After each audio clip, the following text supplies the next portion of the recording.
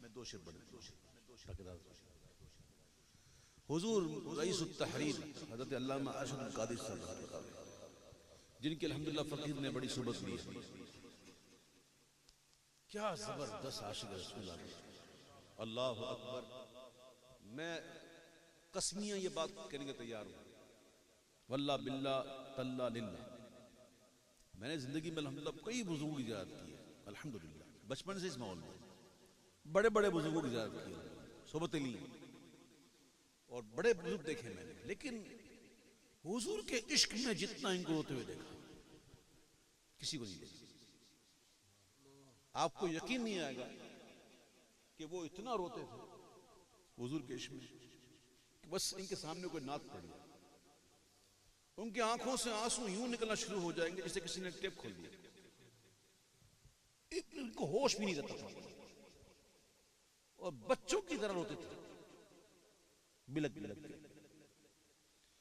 اور اسپیشل میں ان کے سامنے کلام پڑھتا تھا حضور مفتی اعظم ہند کا، تو شمع رسالت ہے یار. اور جب میں اس نعت کے اس شعر میں پہنچا تھا جو عام شعر پڑھتا بھی نہیں ہوں، ان کے سامنے پڑھتا تھا، وہ شعر میں پہنچا تھا کہ وہ کہتے نہ کہتے کچھ، وہ کرتے نہ کرتے کچھ، اے کاش وہ سن لیتے مجھ سے میرا افسانہ. اس شعر پہ ان کی جو حالت ہوتی تھی، اس قدر گریہ فرماتے، اس قدر گریہ فرماتے، او ہو ہوش ہی نہیں، اس قدر بلکتے. اور میں آدھا گھنٹہ پون گھنٹہ ایک ہی شعر پڑھتا، ایک ہی شعر،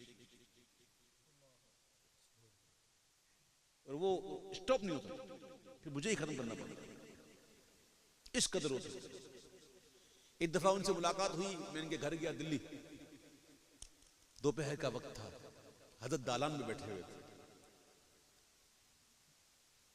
اور دلال خراشی پڑھ رہے تھے. ایک تو گورے چٹے، ایک خوبصورت گلابی گال، سفید ریش، ایسے پیارے ہونٹ، اور سامنے یہ دھوپ آ رہی ہے اور بیٹھے ہوئے دلال خراشی پڑھ رہے. عربی دان ہے، سمجھے؟ ایک تو ہم پڑھتے ہیں نا، ایک عربی دان ہوتا ہے جو پڑھ رہا ہوتا ہے نا، پتا ہوتا ہے پڑھ کیا رہا ہوتا ہے. تو میں ان سے بہت زیادہ قریب تھا، میں ان سے بسا اوقات ایسی باتیں پوچھ لیتا تھا جو دوسری پوچھتے. تو میں نے کہا حضرت ایک بات بتائیں، آپ نعت پڑھی جاتی ہے تو آپ بہت روتے ہیں، یہ وجہ کیا ہے، اتنا رونا کیوں آتا؟ تو مجھے دیکھ کے مسکرائے اور کہا یہ دیکھ رہے ہو؟ میں نے کیا ہے؟ دلال خیرات ہے. اچھا حضور، یہ دن میں 2 مرتبہ ختم کرتا ہوں. جو بندہ ہفتے میں اتنا ختم کرتا ہے نا، ایک روزانہ حزب پڑھتا ہے، پیر سے شروع کرتا ہے، پیر پر ختم کرتا ہے، وہ کہتا ہے میں 2 دفعہ پڑھتا ہوں دن میں. تو جو 2 دفعہ حزب البہار شریف، حزب دلال خراشی پڑھنا، تو پھر ان کا عشق کیسا ہوگا. اور بھی کئی ان کی یادیں وابستہ ہیں. اور فقیر جب ان کے پاس جاتا تھا تو مجھے قریب کر لیتے تھے، قریب، اور اتنا قریب کرتے تھے کہ اپنے زانوں سے میرے زانوں کو لگا دیتے تھے. تو میں اتنا قریب جاتا تھا ان کے، اور پھر میرے چہرے کو دونوں ہاتھ میں لیو لیتے ایسے، یہاں سے پکڑ، اور قریب کرتے اور دیکھتے روتے، اور روتے روتے پھر فقیر کے پیشانی پہ بوسہ دیتے اور کہتے اویس تم میری روح کی غذا ہو.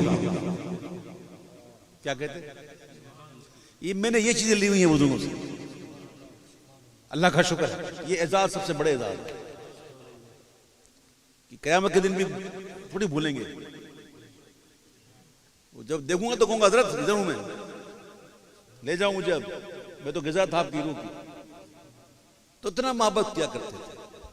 ان کا کلام ہے. آج 12ویں شب ہے، 2 دن بعد 14ویں شب ہوگا، اور 14ویں شب کا چاند کتنا پیارا لگتا ہے نا. تو آپ کہتے ہیں کہ بغیر دیدار مشتاق ہے ہر نظر، دونوں عالم کے سرکار آ جائیے، دونوں عالم کے سرکار آ جائیے،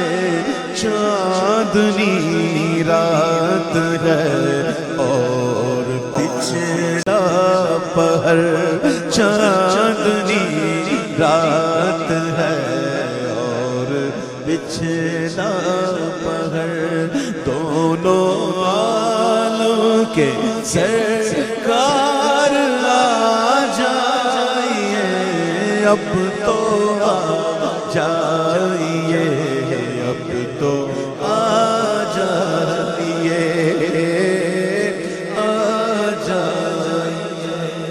سدرۃ المنتہا عرش و باغ ارم ہر جگہ پڑ چکے ہیں نشان قدم،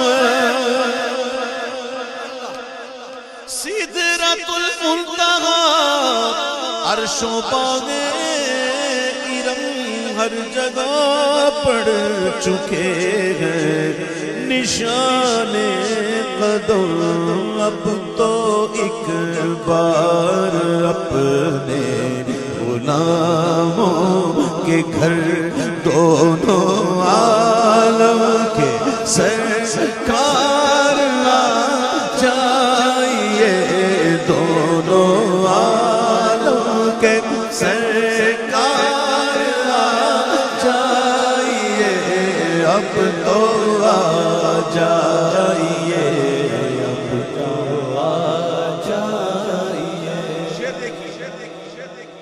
سامنے جلوہ گر پہ کرے نور ہو، سامنے جلوہ گر پہ کرے نور ہو، منکروں کا بھی سرکار شک دور ہو۔ پورا شعر سنیں،